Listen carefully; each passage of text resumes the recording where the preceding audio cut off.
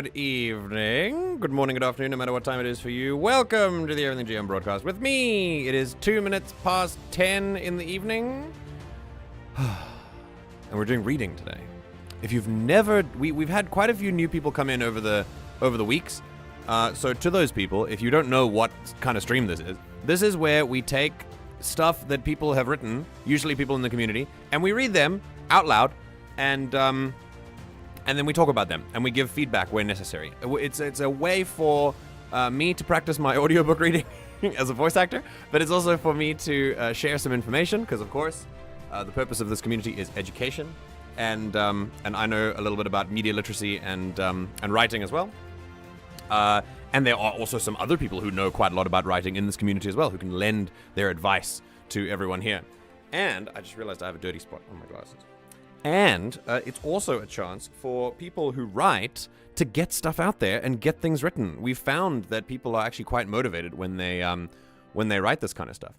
So yeah, it's very nice to see you all, and I'm very hopeful that we're going to have a good time today. It might be a very short stream because I don't actually think we have a lot of stuff to read today, but here we are nonetheless. I wanted to know if you, person sitting in the chat right now, if you wanted to submit some writing for me and you had a link that you could give maybe in the Discord if you joined, or if you haven't yet, you can post a link here, or you can, like, I don't know, email me or something, I don't know. Then I can read that for you right now. At this moment, I have Alpherg's thing open that we will now read together as we start. But if any of you have any other things, then that's fine too. I will also, I'll scroll up and see if we've missed something that I haven't read yet that I'd like to. But for now, yeah, let's say hi. Let's conversate. I'd love to know how your day's been going. Please tell me your mental health out of 10, your physical health out of 10. Tell me how your day was. And know that you are welcome here. Thank you for tuning in and for making me a part of your day. No matter how you are listening to this, if you are watching in the VOD in the future, if you are watching in the present currently, if you are active in chat, if you are lurking, please know that you are welcome here regardless. And if you're having a good day or a bad day, that's okay. Just know that you are appreciated for being here and for just being yourself. Remember, we are all inherently valuable as people. Alpherg, Lucky, hi Lucky, Arachizi, Amtrak, Valerie, hi Valerie, Baron, Sylv. There's some nice people here today. Not those not nice people that are usually here.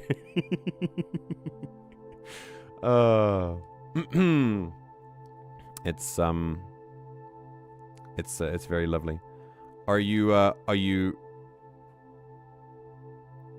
Are you new to the stream? Valerie is fairly new, yes. They were here last stream as well. I think they were playing board games with us. Yeah, we played Gartic Phone together. It was quite a lot of fun. Lucky, you missed the Gartic Phone. I didn't tell anyone I was playing Gartic Phone. It's okay. You should join when next we have... It was a morning stream, so you were asleep anyway, probably, or at school or something. It was Thursday, so don't worry about it. It's okay. But when we have another evening stream where we do party games, I'll make sure to have one next week before Star Wars Outlaws comes out. Then we'll play more Gartic Phone. And if you don't, if you would like to know, like I love to tell people where I'm going and like kind of roadmaps for the future, especially since you're here. But I like to repeat myself. It helps me with motivation. Over the next week, I think we'll just do regular stuff like music and tabletop and stuff like that. And I want to get in a party game, so I'll do it an evening stream where we can play some Gartic Phone and like Jackbox and stuff like that. So Lucky, either Tuesday or Thursday, you should join for some Gartic Phone. And then on Friday, which is not a stream day, but on Friday, Star Wars Outlaws is released, which is very exciting for me.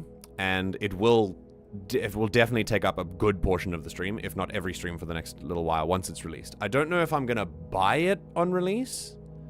I might wait a day just to see how it launches, just to be careful because it is quite expensive. I'm planning on buying it anyway, but I just wanna see, and then I'll play. I'm definitely not. listen, I saw the different versions of the game. I don't know if any of you have been following Star Wars Outlaws, but there are like 3 different versions of it. And the most expensive version, like the super special deluxe version that gives you like an extra coat and a blaster or whatever, is like rent for a month. Like it's so stupid. So yeah, I don't think I'll buy that one, but we will buy the cheaper one. And then when it comes out, and we will be when it comes out and I do install it, I will be playing it on stream. So that's what you have to look forward to for the next little while. I know nothing about writing, but here we are. You know plenty about writing. Don't worry. Currently got just under 2 pages. Okay. Well, I did jump into this. Sorry if I flashbanged you. I did jump into this and saw you writing as I went into the Google Doc. So, oh. Also, I think if we have nothing else to read, I think I'm just going to show you some stuff that I've found regarding my own writing that I'm going to start using for world building. And so if you're interested as a writer, if you're interested in some like advice in that regard, then we're going to be, I might look at that together if there's nothing else that there is to read that anyone wants to submit. I need to go through my writing archive Sunday and see if there's something more that's easy to share in this format. Oh, very exciting. Very exciting. Happy wheels out of 10. Very good. 10 out of 10 mental, 7 out of 10 physical. Are you feeling sick? Baron. That's so sorry. That's so sorry. I'm so sorry, and that's such a shame. And let's start the tavern music, shall we?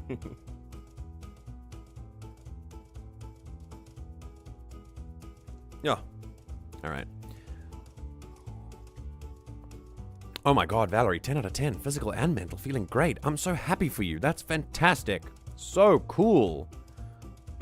Just realized I forgot to have my morning smoke, but that's okay because I have a lot of emotion tied into the story and already want a ball out of 10. Are we going to cry today? We're going to cry today. I'm ready. For 2 pages of tears, I'm ready for it. I'd like to show you my renewed, still the same drawing skill. Oh, dude, upload stuff in the Discord, man. That's great. Absolutely. Got to be careful about putting your bank account under $170. Yeah, I might not get a Visa. For those of you who are confused, go watch the earlier stream. We talked about it in the beginning. And also, if you missed the morning stream, we played some party games. We played... What did we play first? We played Keep Talking and Nobody Explodes, which was so much fun. Alpherg and I were an expert bomb defusal team. We did great. What was it? 2 out of 6 bombs that we defused. And then we played Party Animals with Taters. That was a lot of fun as well. So you can go and check that out. It was a ton of fun. Currently bouncing back and forth between writing the story and jotting down future ideas. That's awesome. Very cool. Ash is here. Well, I'm also writing, so mayhaps if you're lucky, I'll have enough done. I think it's worth reading. Yay! That's exciting. That's very good. That's very good. Oh, you have a runny nose? Ugh. Okay. I hope it gets better soon. I'm beginning to become my renewed form as the epic Tupolev. Okay. Well, I'll wait for that name change, and then I'll know. No crying today, but it'll eventually get heavy if I can pull it off properly. Hell yeah. Is it for the future ideas thing? Okay. Okay. Wait, I can ask you here. 'Cause you're here. Are you crying because of the future ideas thing, or are you crying because of the current thing? The current thing reminded me of the future ideas thing, because I had this idea the other day, and I wanted to ball at work. Oh, wait, is that when Just because... Wait, wasn't that when we were freaking, we were on stream when that happened. You were reading the end of your manga. No, oh, that was it was not then? else. That was something else? Okay. All right. Yeah. This was like Wednesday or Thursday. Fair enough. Fair enough. All right. Tell me, when I read this, we're going to go into the reading now. When I read this, what is the musical tone that you would like for this? Because I'm going to use PocketBot to do it. And is there any ambient noise happening?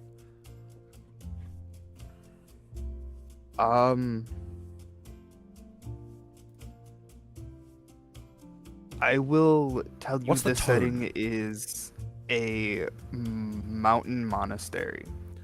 Oh, it's a mountain monastery. Okay. We can do that. Hang on. So I've got mountain. How does mountain feel? Because you can watch the stream and you can listen to what's going on. Yeah, he was reading Assassination Classroom, I think. Okay. I think this might be a good one. This might be a good track. Okay. Shall we? Okay, agree. Here we go. So, I'm going to share my screen here. Oh wait, we have reading. We have a reading thing. Here we go. I'm gonna go here and then. Oh, sick! It's already like fixed everything. That's cool. It already determined that that's what I. Just did that, yeah. Oh, so sick. Wait, what did you really do? Accidentally closed out the stream. Ah. All right, everyone. So, if you haven't been here, if you haven't attended a Reading Corner stream before, welcome. They're quite fun. Once again, a lot of the stream is just... remember, the point of the stream is mutual education and just analyzing stuff, and we kind of learn things together, so this is what we're here for. But, you know, we like to have fun while we do it, so we're going to... While this amazing music is going on and painting us a good picture of a snow-covered mountain monastery, we will begin the reading. Alpherg, if you could give us a title for this writing piece, please, that would be lovely. Hold on. I will figure out the name of this one day. All right. Thank you very much. If you don't know why I'm behaving in this way, it is because this is a pattern of our dear friend and his works. They are usually titleless. Actually, no. I'm kind of lying. They're not really titleless. They just have insane acronyms that mean like, I don't know what I'm going to call this, and what do I do with this, and things like that. So, here we go. This is IWFOTNOTOD, which is what that means. Yes. With a creak, Loki opened the door of Halt's dorm. They carried a tray of food in one hand as they crossed the room without a sound. Their coal-colored robes blending into the darkness that still exists due to the black-out curtains Halt put up. His window faced the morning sun. Loki silently set the tray down on the bedside table, turning the lamp on, illuminating their white mask with shifting swirls of black. Also lit is the still lump of red blankets that they knew to be their best friend of 5 years. Very cool. That's a sick... Okay, immediately... Okay, right. Let me do the reading first, because it's only 2 pages, but immediately I'm like, this is good. This is good stuff. Also love that Loki is using they, them pronouns. Very cool. Very accurate. Love it. You missed breakfast again. Silence, as expected. Drills are in half an hour. Master Tyr is going to be upset if you're late again. Silence again. Yeah, I should have known that. Halt, your hot chocolate's going to get cold if you don't get out of bed. A broody voice spoke back finally. Fine. Halt slid the blanket off himself as he sat up, revealing his pale, toned body as he liked to sleep shirtless. Oh my. Halt ran his hand through his feathery crimson hair as he looked at the tray. There sat a plate of hotcakes, topped with whipped cream, and a cup of hot chocolate. Also on the tray was a letter, addressed for Halt from his mum. He gave a small smile. Don't be late, otherwise Tyr will make you clean the stables, Loki said sternly. Loki said sternly, before turning and leaving the room, leaving Halt to eat his breakfast and read his letter. Halt began with the letter. He opened it and grabbed his drink just to set it back down before taking a sip, then set the letter down in its place on the tray. Next, he got up from the bed and got dressed. From the bed. Just add that there. The bed. First, changing from pajama pants into his regular pair of black jeans. Then he slid his shirt on before finally getting his long red coat on and walking out the door. Halt made it to drills on time. Master Tyr didn't say anything, feeling something was off, as Halt was rarely on time, though he took whatever consequence came without complaint. Some of the class made quiet gossip between drills about his timeliness and lack of distractions. Then break time came. While the rest of the class was glad to take a break, Halt didn't want to stop moving. So he walked over to the dummies used for sword drills. A ball of red energy appears in his hand. Check that. Quickly forming into a sword made of red ice. He began his sword drills. Now Master Tyr knew something was wrong.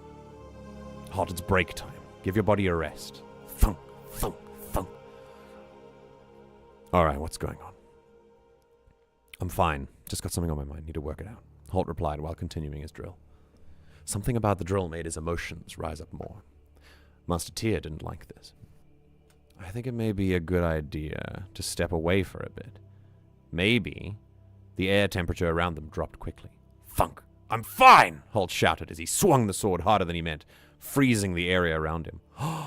Cool magic world building. When he saw his release of magic, he realized that Master Tyr may be right. Okay, I'll step away for a while. I apologize for my outburst. He turned to Master Tyr as his sword, still in the dummy, disappeared back into nothingness and gave a small bow. He summoned his sword. That's cool as fuck. He then... Wait, I read that already. He then turned, pulling his hood up and walking away. Sometime later, Holt was seated on a ledge, overlooking the mountain range that makes up the border between the regions of Asher Freya and Nox Lara. He sat there, smoking, thinking about the letter. He didn't hear Loki approach. That wasn't his fault, though. Loki walked silently across the snow. They made it into Holt's sight when getting to the edge, startling him as they looked over the edge.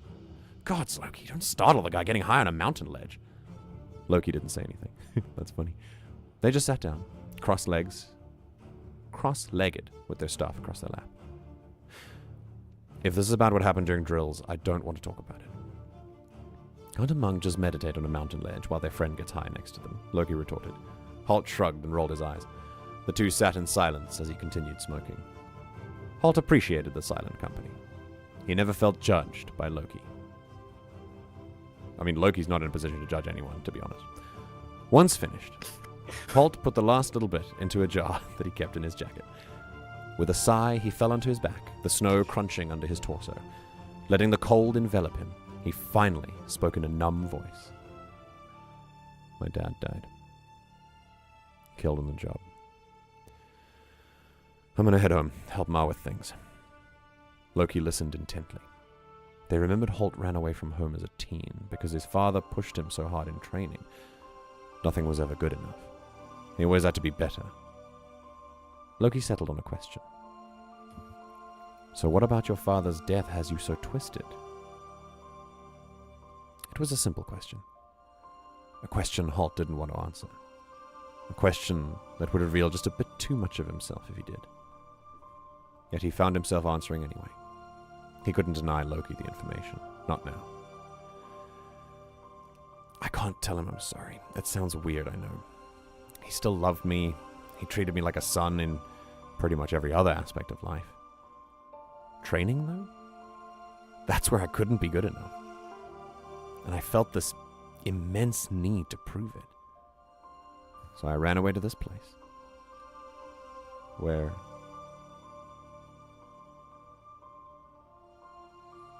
Then he looks off into the distance.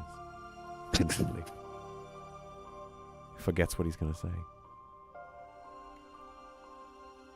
Hang on. Now, last time, you actually, hid something in white text or some shit. Was it you or was it Ash? Someone did when I read No, that something. was me. That was you, yeah. There's no white text this time. Ha! Oh my goodness. If that was not, wow. Wow, wow, wow. That's so cool. You know what I love? What I love about this is that in almost every paragraph, it shows development from what we read last time. Super, super cool. I'm loving it. I wanted to write notes as I was doing it, but I also wanted to stay immersed in the story itself. But there are so many cool moments here that are just showing like writer's growth. It's just fantastic. Super cool. I love this. I automatically noticed though. Hold on a second. Okay, so I think I know what you did here. When you said they're coal-colored robes blending into the darkness that still exists due to the blackout curtains Holt put up. I think because your story is in... We've talked about tense mixing before and how, tricky it is. I think because your whole story is in past tense, if you make that suddenly present tense, I know what you're trying to say, but it does still make sense. That if it does still make sense if it is if it is still in past tense, like it still makes sense. Also, you asked me about this. You asked me about the ing stuff. Their coal-colored robes like blending into the darkness. It would make sense. This is a very tricky English grammar thing. This does make sense. If you say their coal-colored robes blending into the darkness that still existed due to blackout curtains Holt put up, it only makes sense if the sentence doesn't start here. If you start here, they carried a tray of food in one hand as they crossed the room without a sound, comma, their coal-colored robes blending into the darkness that still exists due to the blackout curtains Holt put up. It's a run-on sentence, so it could be seen as quite long. So I'm glad you put that divide there. But if it is a longer sentence, then you can put that ing there. The verbs connect like that. So that's a teeny tiny bit of English grammar. Other than that, so there's I want to focus on the stuff that I really really really enjoyed, which was why are you giggling? Is there something going on that I'm missing, or are you not? What do you mean? Why am I giggling? I heard I'm hearing nose exhalations, and I'm wondering if I'm going crazy, or no. I laughed at a couple of the things that you had made a comment about. Ah, okay, cool. All right, cool. Happy giggles, very good. Yes. All right, give me a second. Right. So, we're going to go here, and I want to go slightly deeper because I want to give Ash time to finish something if she's going to give me anything. So, first, love this, Wither Creek. I love that you could have just started with Loki opened the door of Holt's dorm, the Halt of Door's dorm, but you started with a creek, and I love that. It's a really interesting start to the story. Gives me sound, like usage of onomatopoeia, the word creek, very nice. Then... coal-colored is hyphenated, by the way. It's just another grammar thing. Then, I always forget hyphen. I'll give you a rule for hyphens. You hyphen something if you want to, if your adjective is more than one word, but it's still the same adjective, then you hyphenate it. Right. Then, I really, really love... this kind of happened throughout the whole thing. But your descriptions have improved really nicely. Like the way that characters are described, I know just enough about them that my mind can fill up the rest. And I really like that I can see that you've described the things that you want me to see the most importantly. Like Loki's mask, or Halt's curtains, or the color of Loki's robes, or like the color of Halt's blankets. Like, it guides me in a very natural way. It's very cool. I like that a lot. So your descriptions are doing really, really well. Also, lovely little bit of excellent exposition, which is it's a little sneaky bit of exposition here in this sentence here, which I think is great. So yeah, also very cool. Right. Again, silence as expected, silence again. Love this. I like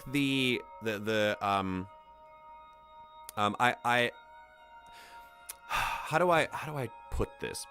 It's a really nice alternative way of describing regular speech. I've noticed this a lot in this particular story, that I can see that you're trying, when you could describe something in its most basic form that someone might consider uninteresting, you've then kind of twisted it a little bit to make it more interesting, and I love that. I can tell that, like, you've given little brush strokes on some of these things, which is awesome. Also, I'm talking about dialogue because I know that was a point of improvement as well. I have noticed improvement here too.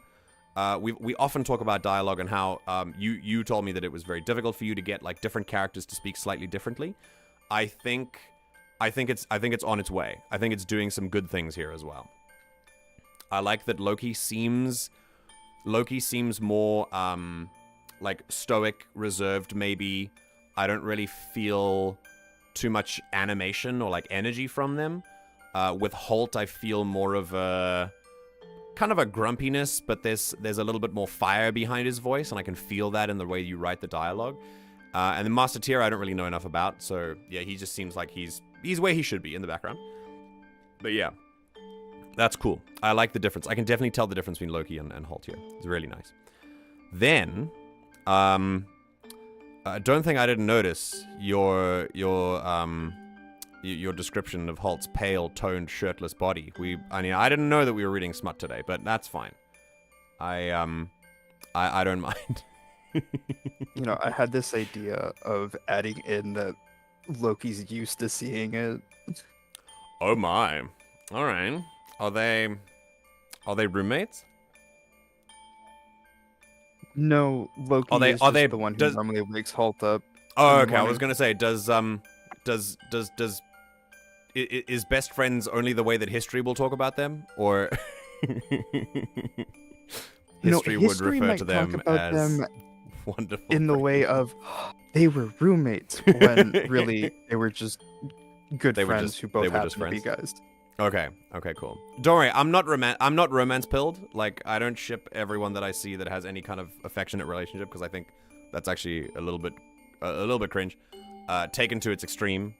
But no offense to anyone who is romance pilled. I think you should be proud of it if you are. Don't worry, because Halt and Loki absolutely love it when people think that they're a thing. Okay. Oh, Ash is doing some... Okay, all right. So, also, feathery crimson hair is a really nice way to describe his hair.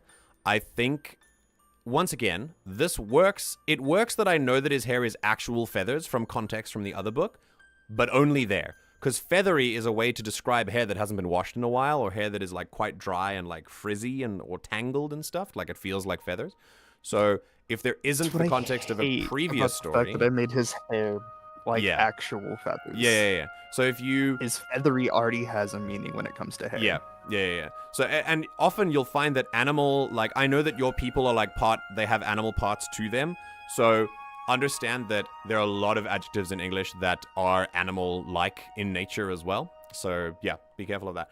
But also, it doesn't matter. You can say feathery hair if you've given the context before that he already has hair that is literal feathers. So I think this story, unless you don't really care about the hair being described as feathers in this moment and it's just like a seed, then, and maybe later you want to describe it as being literal feathers, then the reader can go, oh, then I wouldn't see it as necessarily a mistake. It's just something to think about. But yeah. I just have such a hard time figuring out how to shove the fact that it's like actual feathers into here without being like... Yeah. It's like actual feathers. Like they were feathers, yes. No. How about what you could say is you can say Halt ran his hand through the crimson head of feathers that he called his hair. Because it's not technically hair. Something along those lines might work as a sort of alternative way to describe hair that isn't hair, like that it's actually feathers. Because you don't have to say like Halt ran his hand through his hair. I think that was like feathers because it was literal feathers. Because that's a little bit, confusing to read in a book. Yeah, I think keeping it the way it is probably good because it's not that his hair is actual feathers. It's that they behave. His hair behaves like actual feathers. Okay, cool.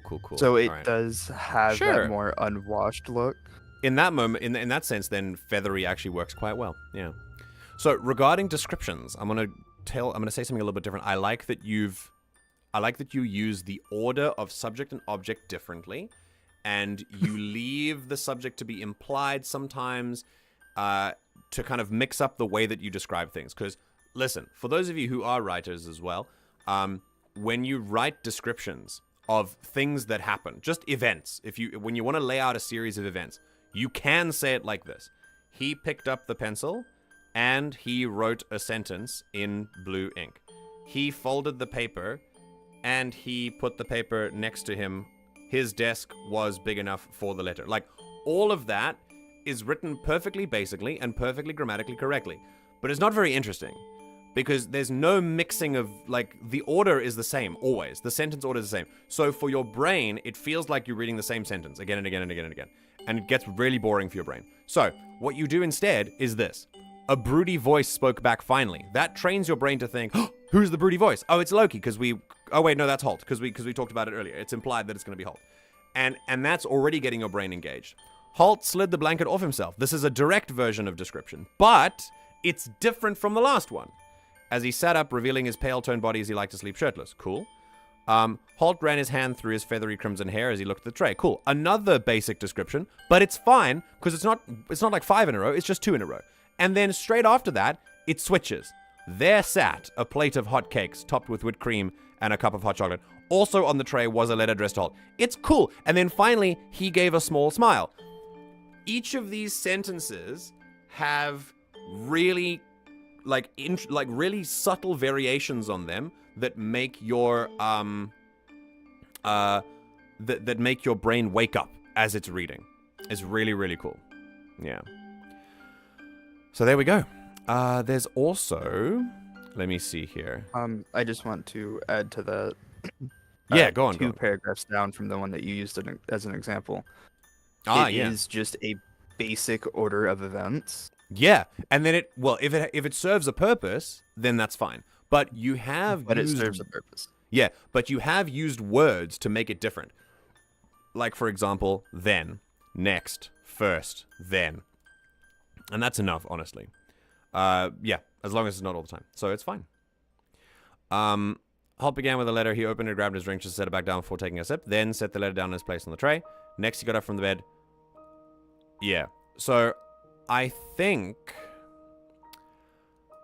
if this is a step-by-step process, I think if I'm really splitting hairs, this is step 1, step 2, step 3, step 4, step 5, step 6. And you say the word first on the 6th step. And I think that tends to jump out a little bit.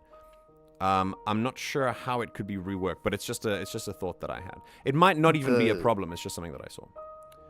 It's because this is categorized as in my head, it's categorized as a separate set of events from Right. these. Okay. Cool, cool. Yeah. With this sentence as Okay. the split. Yeah, I like it. Okay, cool. Friendships that straddle the lines of platonic, sexual, and romantic are awesome. Yes. But not all of them. Like, I think that there's definitely a trope for it, and there's a place for it, of course. Like, I have lots of friends like that. But what I'm talking about is in media, if that's all we see, then it's like you've got to have different kinds of friendships, you know? That's all I'm talking about. I'm not poo-pooing people who like romance friendships and like, you know, people that ride the line and stuff like that. Like that's a perfectly fine thing on its own. But yeah, I think it's not that I'm trying to break down. I'm not trying to talk badly of that. I'm trying to talk well of the other thing. You know what I mean? Like it's a subtle distinction.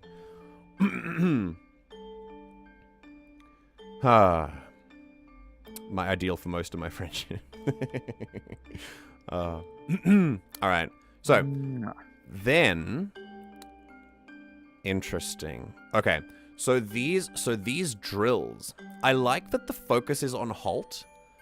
And I know I want to ask. I don't know what the drills look like. I don't know what he's drilling for. I don't know who Master Tier is. Is there planning to be context about that before or after, or is it just not something that you wanted to focus on right now?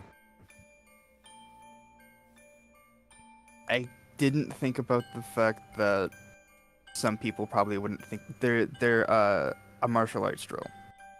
Okay, so I figured it had something to do with the sword because that's what he would eventually do. I don't necessarily need to know what the drills are, but I just wanted to. I don't plan on describing the drills specifically because that is not something I'm going to be able to describe. Oh, fair enough. Yeah, that's fine. Well, whatever. It depends on your purpose. I'm just letting you know that this is what I'm getting, or rather not getting. So what I took from this paragraph and moving on is that you didn't like. This is just not the point of the focus. Like he does drills. It's fine. Just move on. Like that's the kind of vibe that I got from it. Which yes. I think is the intention? Question mark. I think it is. Yeah.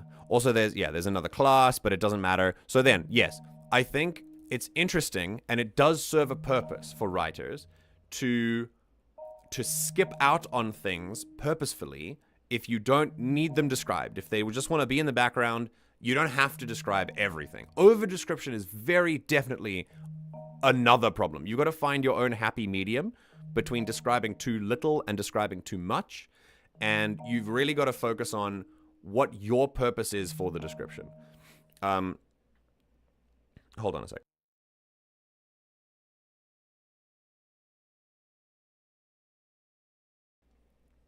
So we talk about this all the time.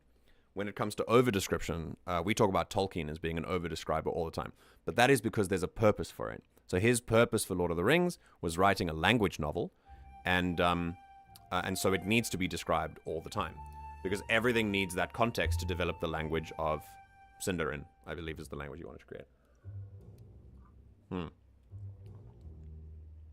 Whereas a non-Tolkien writer who just wants to write a regular novel and not go into too much detail does not want to describe things with the same depth that he would want to, unless you do want to, which is of course fine by you. But there is a happy medium if you would like to reach your readers without making them feel like they're being dragged through an overly described forest. Yeah. I like how we all think of forest at the same time, because that's kind of the meme. Yeah, so yes. I also would like, on the subject of adjectives we were touching on earlier, I think, yeah, a ball of red energy appears in his hand. Appeared. Stick to your tense. Don't mix your tenses. I catch them. All right, so a ball of red energy appeared in his hand, quickly forming into a sword made of red ice. Very cool. My advice here is to not use the same adjective twice, even if the adjective is a color. There are different words for colors that make it that paint a very different picture. You could say crimson. You could say like bleeding ice, or like you could use something else other than red to kind of describe the type of red that it is, to make it a little bit more specific. Usually it goes from less specific to more specific when you want to describe something of the same consistency. So if you want colors, I would go red, crimson, deep blood red, or whatever, like more specific as you go down. Yeah, so I would say, yeah, ball of crackling red energy is probably better as well. Yeah. So, yeah, like I said, if you can see in a paragraph as you're reading it back, if you see that there are two adjectives that are the same, that are even more than, like, 3 sentences apart or whatever, consider changing them, because the brain does pick up on them as you read. Okay, very cool. I like that. I like that Holt is very well described as a character that kind of slacks off and enjoys his break time, because Master Tier knows something is wrong when he's using his break time to actually rest, which I think is cool. Also, in another little adaptation from this silence as expected, we love the thunk, thunk, thunk as a result. I love the use of sound effects to describe the scene. It's a narrative version. It's a written version of show not tell, which is great. It implies he's not talking. He's not interested in talking. Even the word thunk is this heavy, please don't talk to me. I'm doing something. And it's such a, even that, yeah, that word evokes that feeling in us as well. So that's really cool. Yeah. So this is nice. Yeah, I like this as well. I like the use of caps. Very nice. And I also love that without going into too much detail, which is good here, you've hinted at how the magic works, and it's super cool. I don't think that you need to go into a huge paragraph about how the magic works. I think it's really cool that you've just gone, it's a sword made of red ice, comes from red crackling ball, and then he swings it too hard, and then everything freezes, and it's like, whoa, that's cool. How did he do that? That's questions for later. You don't have to have everything answered immediately. By the way, this is what, like, people's brains, especially in our time now, our brains are most certainly negatively impacted by the now kind of access to information and other way that a lot of media is like shoved in our faces as distractions from what's going on in the real world. The mainstream type of, it's fun to watch. Don't get me wrong. I'm not like saying that it's shitty and you shouldn't watch it, but know that when you do watch it, a lot of it is like instantly there in your face, there to do it. Explains everything, and like there's no like question, there's no need to question anything or analyze anything, which is good. There's a purpose and a place for that. But when that's all you watch, you lose a little bit of that analytical side. So this sort of writing is really cool for that, because your brain goes, "Ooh, what's this?" And then the next follow-up is supposed to be, it's okay, I trust the writer, they will probably tell me what's going on later. And if they don't, that's fine too, because I can just kind of make it up in my head, because, you know, these sorts of things are an imaginative exercise. So, yeah, remember that. Very cool. Good thing. Point. When he saw his release of magic, he realized that Master Tia may be right. Yes. Okay, I'll step away from our part of my outburst. Yes. Okay. Sick. Love that. Yeah. Oh, by the way, this is a good place to use ing. Look at that. He then turned, basic past tense verb, pulling his hood up and walking away, present continuous. If they are the secondary and tertiary and, you know, whatever the fourth version of that, verbs in a single sentence, then you can use continuous tense. But if they're not, then you have to use the simple. Okay. Yeah, I like this as well. I think, like I said, little subtle changes in the way that you describe things, like Holt was seated, overlooking the mountain range, the regions of Ashafrey and Noxlara, a little bit more world building. We love to see it. Very cool.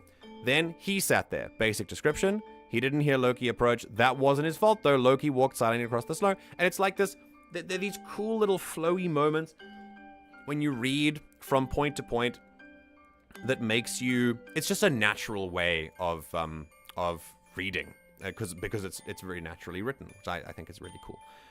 Yeah. I like this. This is good. There's something else I'm looking for that stuck out, but I think I have talked about the main things that I wanted to. Yeah, I like that you developed their relationship very quickly here, and it still says a lot. I like that. Very cool. Holt seems like a character who doesn't really know how to talk about things, especially when he's feeling dysregulated. Am I right? Yes. Yes. Okay. Yeah, because I'll tell you why. Because you're sticking with small sentences, and this is very nice. This is a very tactical thing. I like this. So think about this, right? In this whole paragraph, you've got medium sentence, like normal length, slightly longer sentence, medium sentence, and then short, short, short, short. It's like it's like it punches you when he speaks. Super cool. It's a really effective thing that you can do. Remember, we have talked about this quite frequently. That we've talked about. Let me think for a second. So my chat just updated and it messed with my train of thought.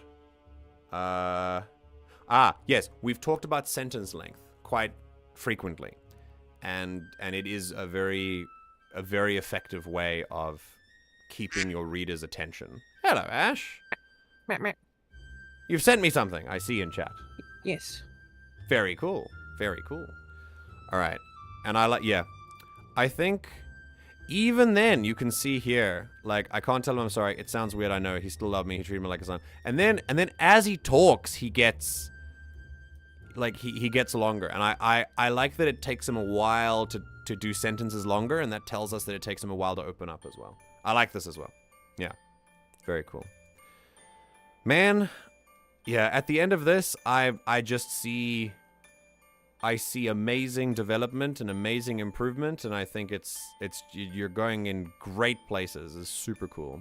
What do you think about this? What is your takeaway from this? If you're to analyze your own work and everything I've said here, is there something that you want to add to, something you disagree with, something you agree with? What's the hello? Hello. So many people just joined. Jesus. What musical cue was I just exposed to? Hello, Duddles. Hello, Sylv. Hello, Zareth. Oh my God. All right. Anyway, yeah, Alpherg, what do you what is your takeaway from this? Like now reading it out loud and having someone else talk about it.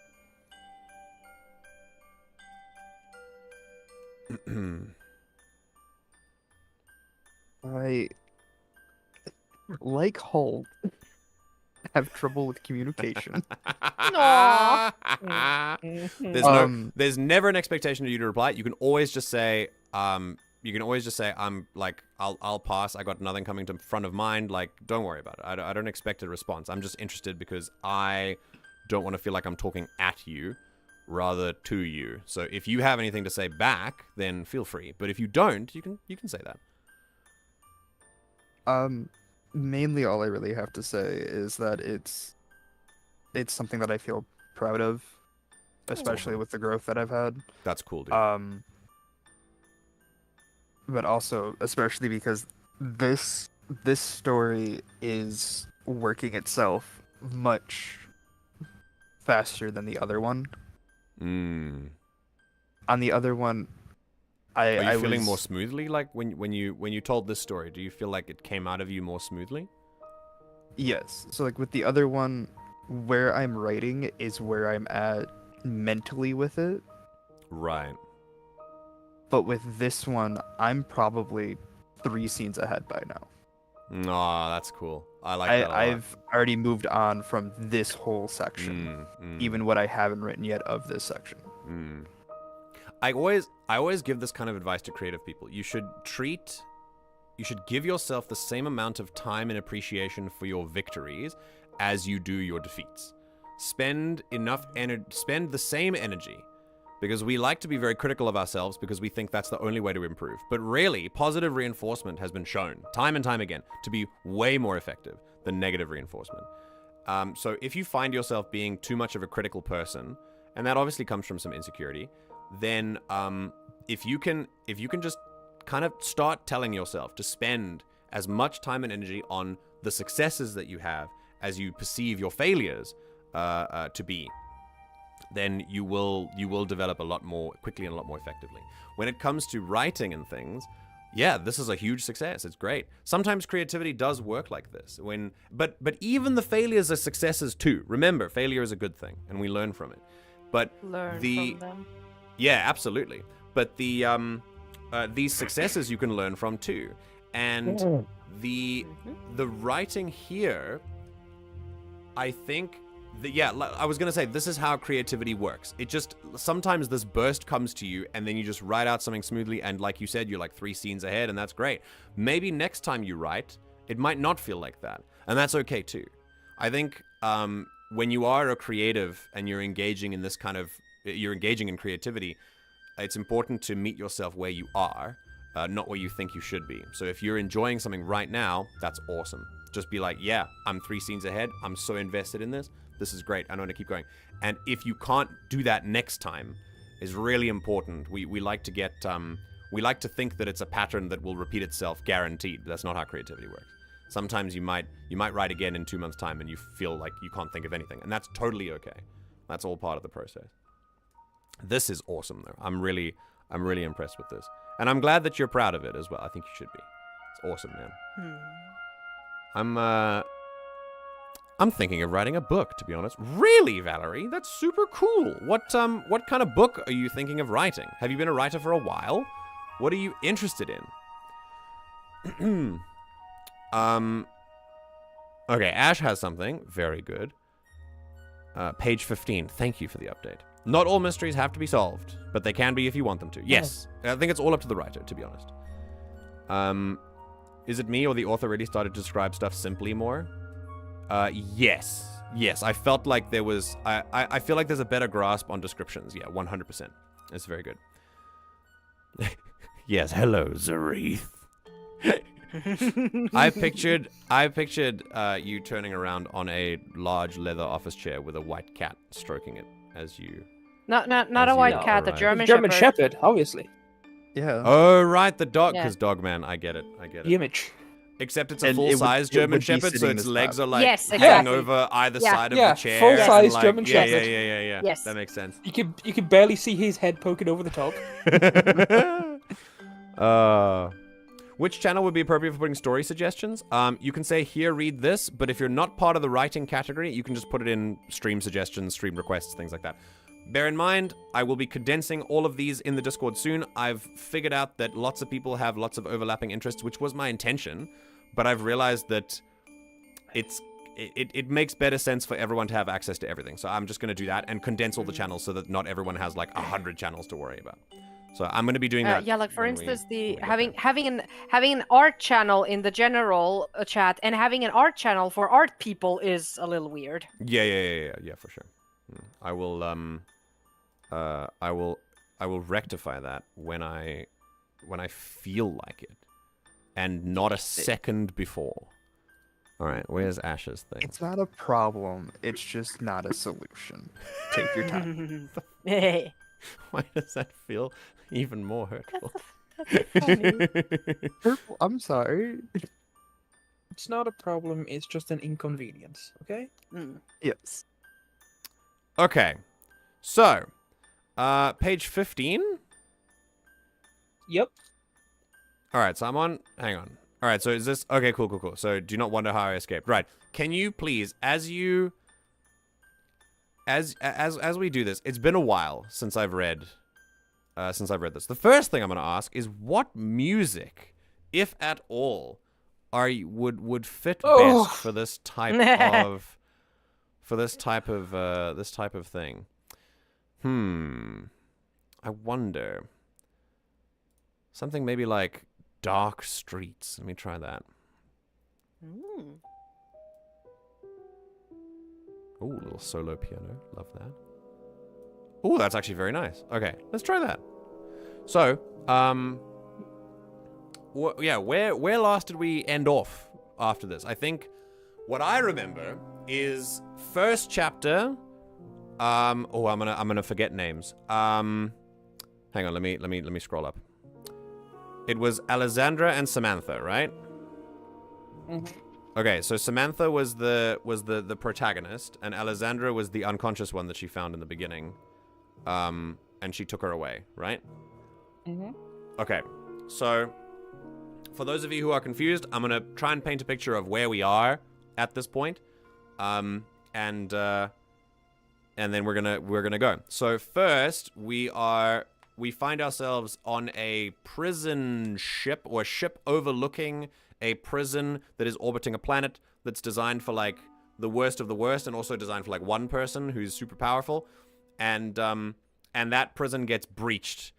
And then there's also a big trip of like, is this all real? Is it all made up in my head or whatever? And Samantha, the protagonist, is like the only one around, and the only one like on the ship, even though she's not supposed to be. She wakes up in this like hallucination that's kind of, but not really a hallucination.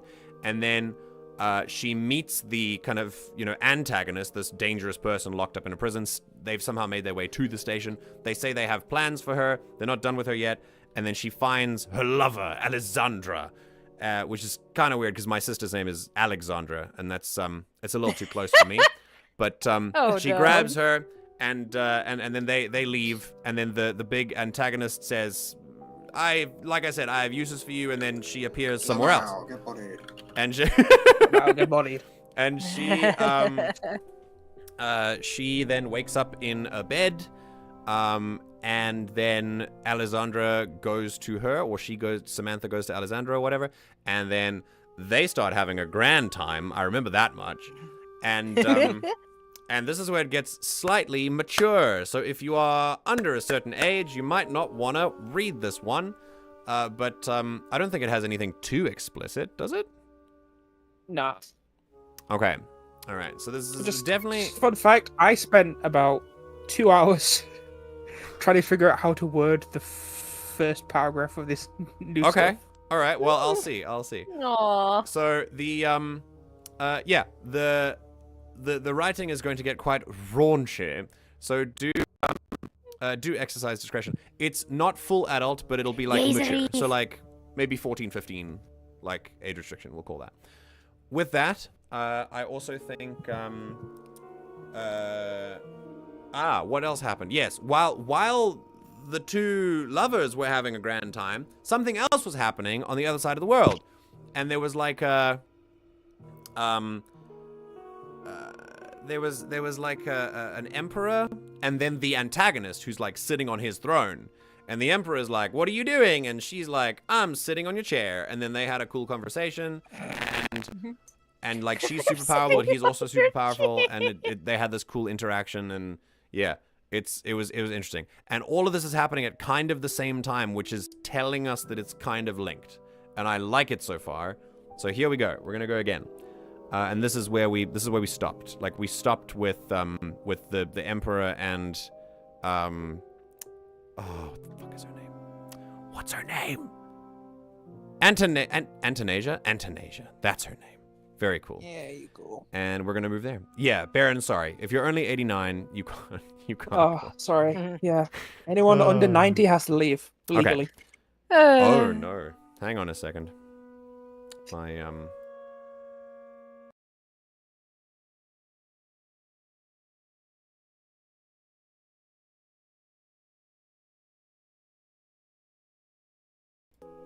My audio cut out. My apologies. Excuse me. My audio cut out, so I didn't hear the last minute of Slight minor booba warning for Zareth. Oh, boobs? Trigger for Zareth. Oh, no. I don't want to scare him too much.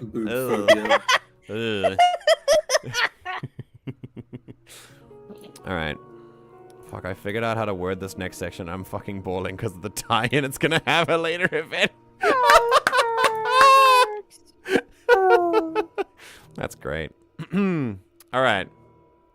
So, with that said, let's get back into it, shall we? I'm very excited. Okay, so this was the Emperor and Antonasia herself, and we're in kind of a, you know what? I'm not gonna do Dark Street. I'm gonna do the Tower because I know it's a fairly creepy one as well. Oh, this one's good. Okay. All right, here we go. It didn't cut out here. It was just breaking up in painful ways. I apologize, 5-8. But welcome. Thank you for revealing yourself. Right. I'm gonna start where we left off, and she'll just go here. Something is happening. Right here and far away. The same, but different. I feel like the thing that is different is that these two characters still have their clothes on. I feel like that might be very different from the other thing. That's the only difference. She then pulled back and spoke normally once more. Do you not wonder how I escaped? Why now? Why at all? I did walk in there willingly, after all. I remember this, because she walked into the prison willingly, and then you gave me a fucking cliffhanger, like everyone else who writes in this fucking community. God.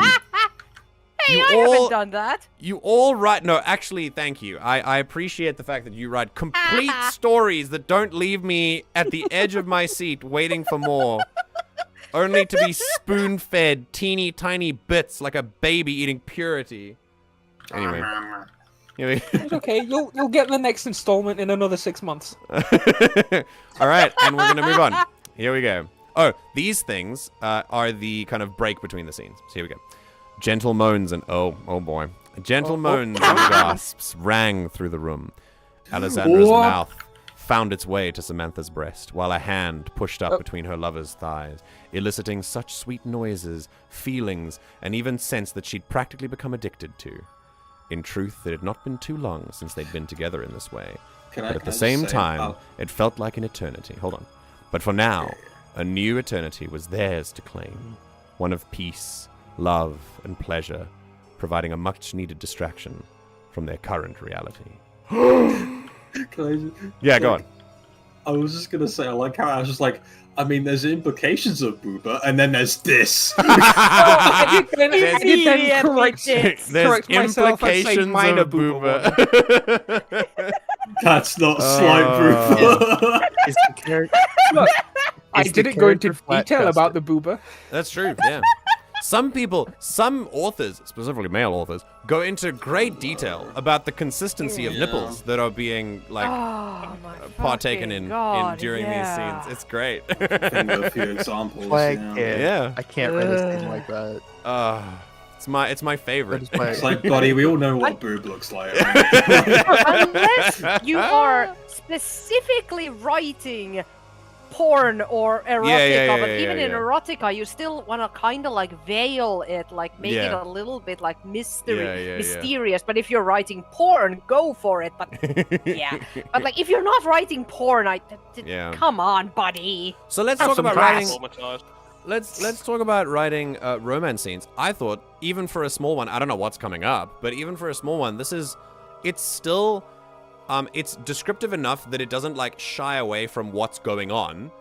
But everything that goes on has a purpose. It doesn't linger anywhere it shouldn't, and it moves on in a very fluid way. That kind of it feels very natural. Like I like this. I can tell that you spend a lot of time on this. So this is very cool. Yeah, I can see your effort. It took me so long, because it was like I still want to kind of be descriptive but not explicit. Yeah, exactly. You know? And it's lovely. Good job, Ash. I think you've really hit the nail on the head here with this. It's a little excerpt, and it makes complete sense for the story. It's not self-aggrandizing and anything. It's great. The adult brain can make up the gaps, you know what I mean? Yeah. It's like still imagine whatever you want from that, you know, like My day is ruined. So it's like, okay, if there's only a little bit, and then it's like immediately just sense. It's like, all right. Zareth, for you, in the next installment, I will slightly describe a penis. I might have two men kissing in the background. Yeah, we'll do that. Yeah. You not a 3-paragraph long description shaking my head. Yeah, I think Ash should start writing smut just for Arachizi to enjoy. I mean, anyway, here we go. Emperor Kyrax. Wait, is this the first time we've seen his name? I don't think so. I might have read it before. Oh, okay. Yeah. Emperor Kyrax remained unflinching, even as the words in his ear linger. His gaze remains locked on the stained glass before him, specifically the 5th planet out of the 12 aligned. Okay, another thing about this flippin' story is there's a code, 512. It repeats all the time. And no matter how much I ask to be revealed as to why it repeats, I have not been told. So we're gonna just have to wait. And when GTA 6 is out, then we'll know why there's a 512. Trust the process. No, sorry, it's when Elder Scrolls 6 is out? Yeah, okay. And why tell me at all? Why are you even here? To gloat? If you wish to kill me, then be done with it. His words were almost like a command, with such authoritativeness that were it anyone else he spoke them to, they might just have pierced his heart right then and there. I'm not going to kill you. Antonasia's words were soft, quiet, both originating from her lips and inside of Kyrax's mind at the same time. In a flash, her hand was to his throat, his feet lifted from the ground. A mistake. Now he knows he can get under her skin. Cool. In another blink of an eye, she's back to his side, hands nowhere near his throat. Can't I just pay a visit to my oldest friend? These new words replaced the old. He was none the wiser to the alternative. Very cool. What's interesting is there is tense mixing here, but I wasn't so broken out from it because this feels like a thought that he's had in the moment, which doesn't bring me out of the past tense, which is very interesting. This would, though, I would say if you're, stick to the tense if you can, especially here, because if she's now back to his side, now we're in present tense. Okay. Before Kyrax could reply, the door to the throne room burst open. More people! And a contingent of royal guards swept inside, rifles all aimed at the unknown woman standing so close to their beloved emperor. Seems our time is up. She then whispers and steps away, once more going to stand before the throne, raising her arms and addressing the guards themselves. I apologize for arriving unannounced. I assure you he's unharmed, and I shall be taking my leave. Her words then fell silent as a single shot rang out through the halls.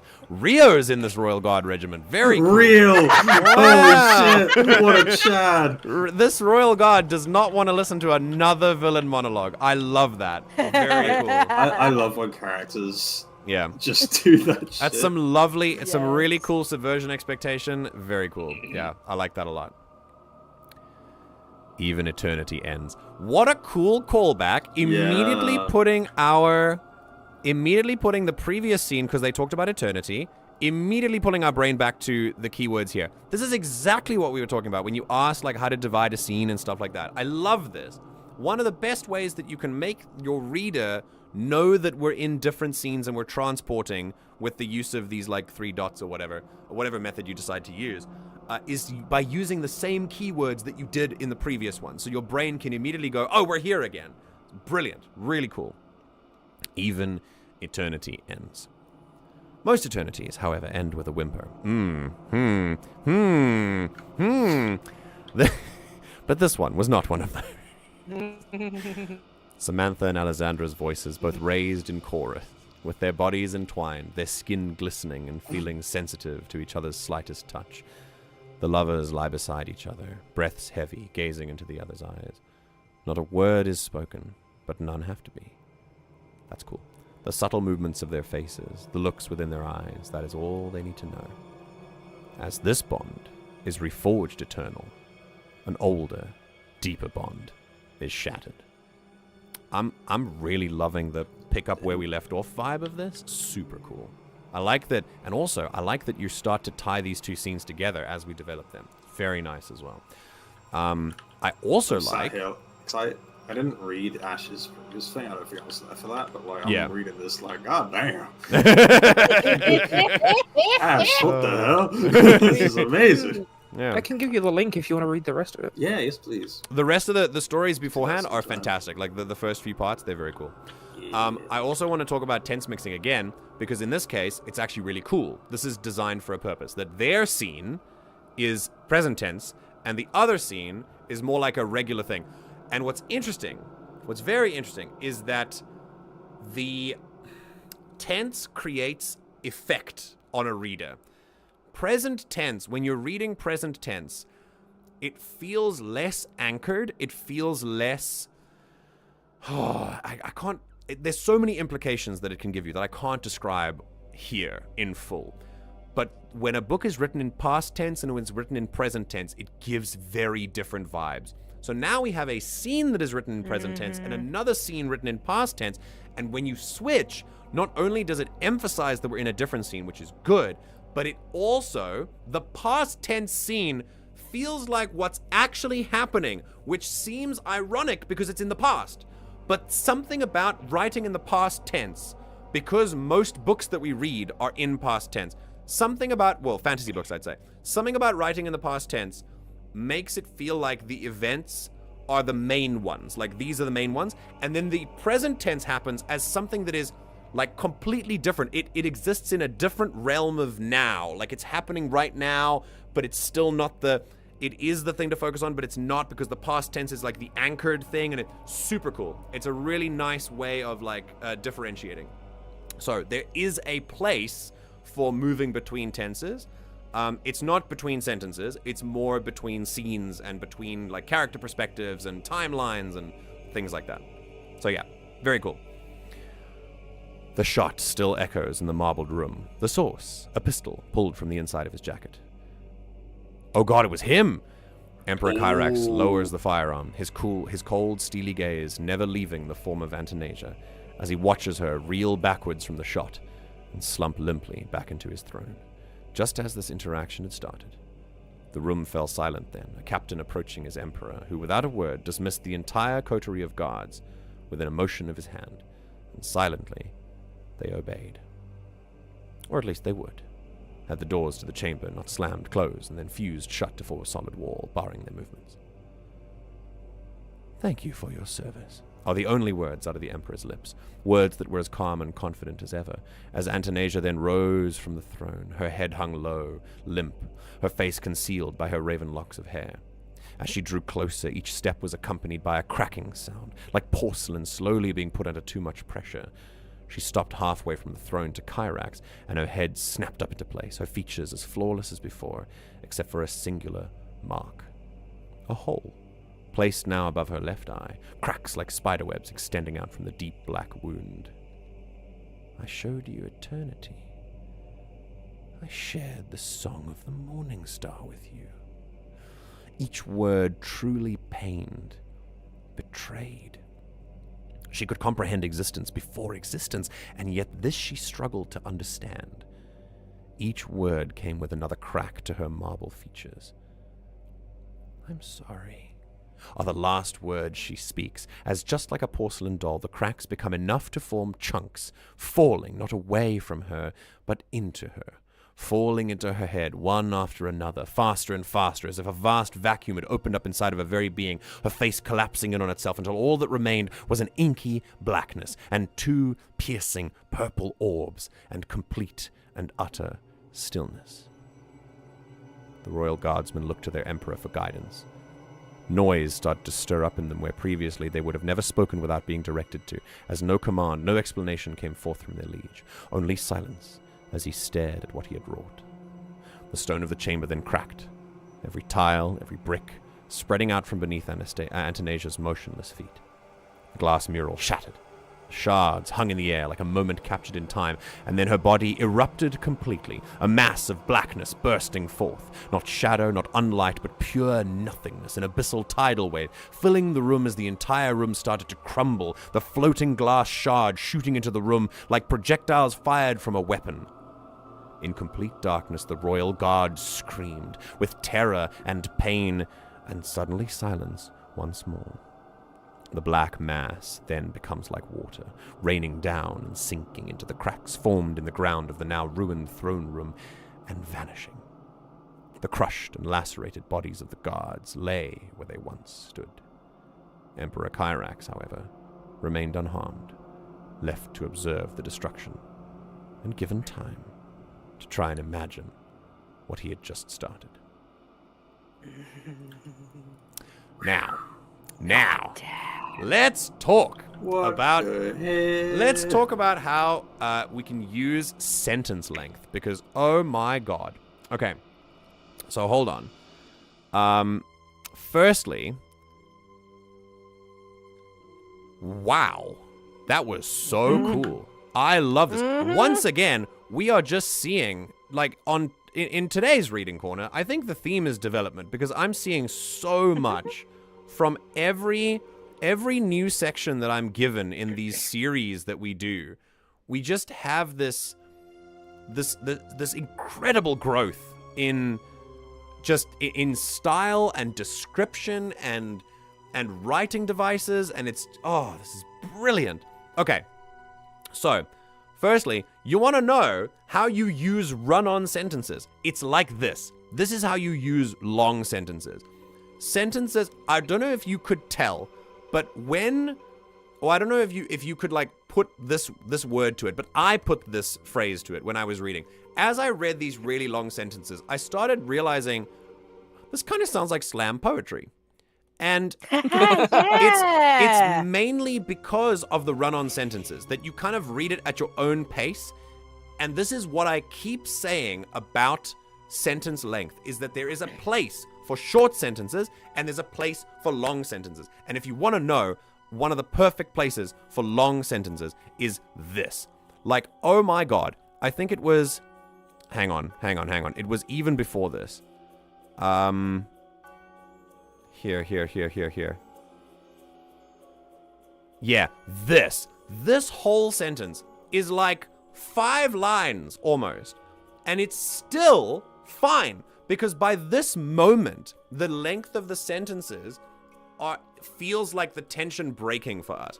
Up until this moment, we've had this kind of, the sort of lover's tryst kind of ending, and there's that moment of tension relaxing as well, and that lulls us into a false sense of security as we bring ourselves back here, because this tension, the tension of the shot, the pistol shot, ends here, and And I kind of imagine if this were like a movie or TV series, like a match cut from the shot of the shot of the gun straight to the sort of big climax, and then collapsing in the bed, and then as they move, then the shot echoes, and we're like, okay, the tension is gone, but it's not. It builds again. It starts here, or at least they would.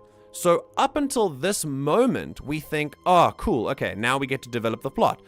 But it's not there yet. There's one last moment to subvert our expectations and go back to the tension building again. So this is where the tension starts to build. It builds and builds and builds and builds. And as she rises and she starts having like horror elements like cracking porcelain, very cool. And then here it builds, it builds, it builds. And then she says something, builds, builds, builds. And then this is when it breaks. So the cracks form chunks, and then she becomes those purple orbs, and then bang, she explodes, and then that's it. And then the tension releases. So there's this kind of epilogue of tension that then releases finally, and even then, when it does release, part of our brain is like, whew, like where are we going from here? There's this expectation almost of more that might be coming, which sets us on edge, which is the point. So this horrific character now gets to show off some of her amazing power, and gets this, sort of gets our tensions hyped up like this, so that when it ends, we are left with way more uneasiness than we did before, and we already had some. That shot of the rifle almost feels like a bringing back to reality. Like this antagonist is just super edgy and she's just kind of saying her thing or whatever. But the shot is fine. Like it brings us back to like a sense of normalcy. She's just a person. She can die just like anyone else. She got shot in the head. She's gone now. The threat is over. But it's not. And I think that kind of that switch is very effective here. It's not. Yeah, like it's a well-known trope, but it is very effectively used. I like that very much. I mean, that's the thing. Did he think it would like kill her, or was he basically just telling her to piss off? Yeah, I have a feeling. I mean, because he wasn't reacting at all while the others were panicking. Yeah. I think that was more just like a symbol for him to just be like, I know you probably won't die. But then as she rises, he's like, oh, I might have fucked up. And I really, really like this. Much like the rest of the reading that we've had today, I think that the way that you've described characters here, we have already had the basic descriptions up there in the previous sections, so we kind of we don't need them again, which is why I like that you've continued. So You've had the descriptions up in the top, and then you trust that the reader will just remember what they look like. And we do. So then when you bring it down to the next section, you don't use the same descriptions again. Now you go to something different when that part is a focus on the scene. So I really like that as well. Dialogue was very interesting here as well. I think I can really, really tell, like I said before, it's a good mark of dialogue writing when you can tell who's speaking without knowing, without it being told beforehand. I think that the tone is very clear from these characters as well. And, there was something else that jumped out at me, but I think I'll keep looking, and then we'll see. Yeah, I'd love anyone else who has any kind of thoughts about this. Feel free to share them. But I thought this was great.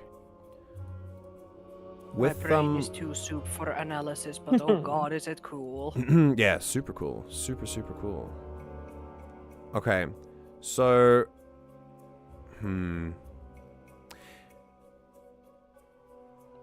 Oh, this is it. This is it. This line.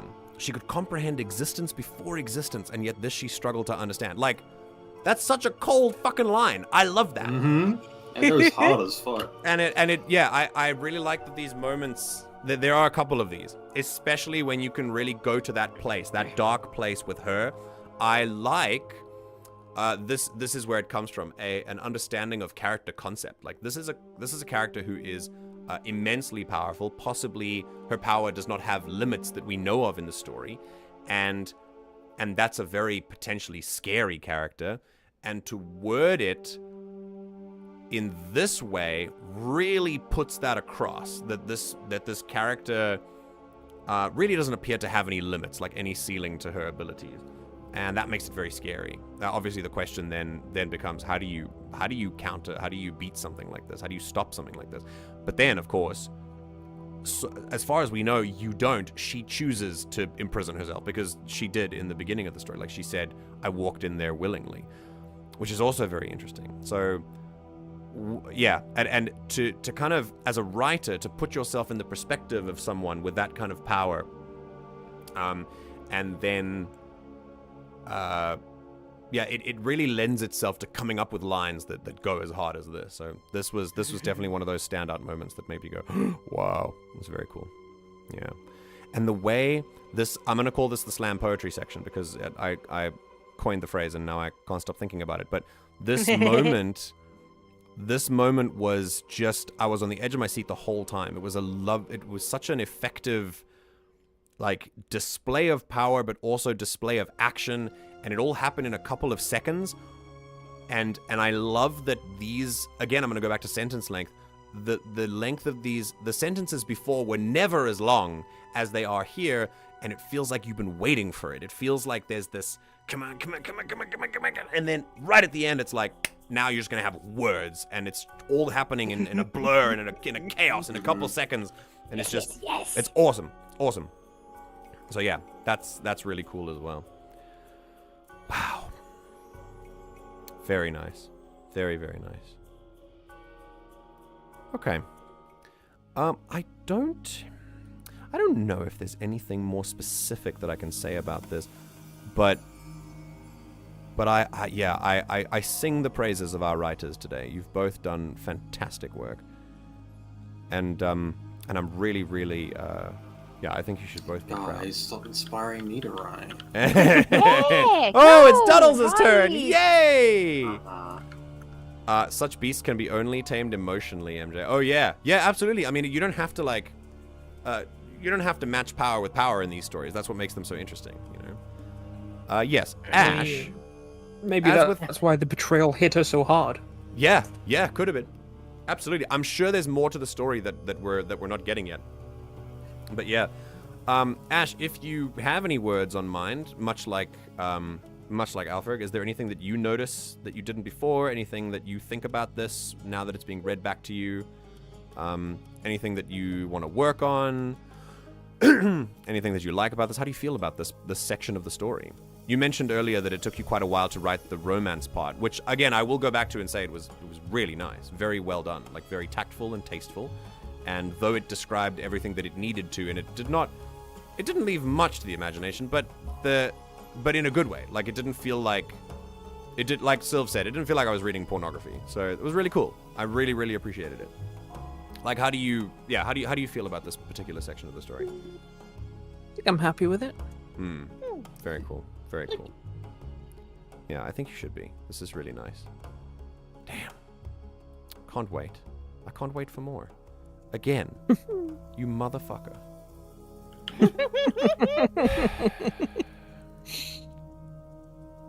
I mean, I could have left it on an even worse cliffhanger.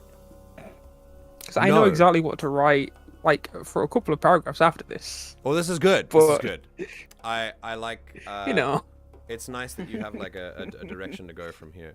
Nothing feels quite as stifling as, like I was talking about sort of feeling that failure of creativity once you finished a passage of story earlier, but, like, nothing feels quite as stifling as when you finish a part of the story and then you're like, oh, that's the end, and then you want to keep going and you're like, right, what happens next? And you're like,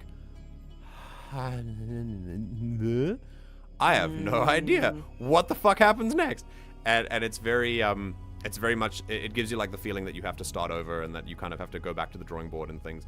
But to juxtapose that, it feels freaking great when you're writing a story and you finish a section and you're like, I know exactly where this is going. This is going into here, and that ties into that plot, and it's a very nice feeling. I'll steal both their works and publish it myself when they're finished with it. Excellent. Good plan, Baron. I'm right here with you. I will slap you for that. See you in 30 years. Yeah, when they're finished with it is a very important condition, I have to say. Also, no hidden white text. Thanks to Alpherg, I have to check this all the time, so you can thank him. I mean, the background is grey anyway, so you would see white text. Fair enough, yeah. No more grey text? Hidden grey text? The reason I did that is because I had the next section started, but it wasn't where I wanted it to go, so I didn't want you to read it. That's totally fair. Or no, grey text. Yeah, green text. We're on 4chan. Alrighty. I think that'll be all for today. It's been an hour and a half. I think this is fairly fine for a reading stream. This was great. Ash, Alpherg, thank you all so much for that. I really appreciate your efforts. You guys both did amazing. Yeah, you both were really on top form today. I really think you can both be proud of this, and yeah, spend time. Write more. Yeah, write more. I think as well. Yes. A comment I have, especially since some of us know how Ash role plays in games and stuff. Seeing her able to just have as much time as she needs and fully go out there is so cool, because this is a side of Ash I've not seen. And I love this is why sometimes I prefer Discord RP for some scenes, because text roleplay, yeah. You know. Yeah. Absolutely. I've always I've always known you like this, and what I have really enjoyed seeing is actually there's been a bit of a meld recently, as when especially your recent scenes with the new character in our Star Wars campaign, that there's really been a stepping up to the plate when it comes to when you get put on the spot. I really appreciate that you've been able to dig deep and pull out some stuff when usually it's not something that you're necessarily ready for in the moment. When you have more time, you can really get into your thoughts. So I really like that there's sort of a melding of that. But Doddles is right. When you have this time to work on it and really get into how you're feeling about it and how you're thinking about it, then you can kick out stuff like this, which is just fantastic. Yeah. Awesome. And I believe, my friends, that this is where we shall depart for today. So, I'm gonna still be hanging out here, so I'll see you guys in a second. But oh my goodness! And in the reading chat, we have something from Arachizi's friend Pumpkin. Yes, we shall absolutely read that next reading stream. For now, my voice is all read out, so I'm good for now. But next time we read, I'll absolutely do that, Arachizi. Thanks for the submission. Tell your friend that yes. Tell your friend that she is welcome to join the stream when we're reading her work. So yeah, very cool. Thank you, Discord friends, for allowing us to experience this lovely reading together, and for giving your comments and all your compliments. It was very cool, very nice, and I will see you in roughly 5 seconds after the stream is done. Goodbye. Yeah, bye. Alrighty, and everyone else, thank you so much for being a part of this. It's always nice. I genuinely think I'm so glad we've got into this pattern of of more of the analytical stuff. We've done a lot of casual stuff in the last 2 streams, but we've done a lot of music recently. We've done a lot of tabletop recently, and now we're doing some reading again. I always love these streams. They really inspire such cool discussion. So thank you all. No matter how you've engaged with this content today, I hope that you have enjoyed it. And I'm glad that you've been here. If you're watching the VOD, if you're active in chat, if you've been lurking this whole time, it's okay. I love that you've been here. Thanks for making me a part of your day. And I will see you next week in the next stream, where we do it all over again. Be kinder to yourself than you're currently being, and drink plenty of water, stay hydrated, and take care. Good. Oh, I muted too early. Goodbye.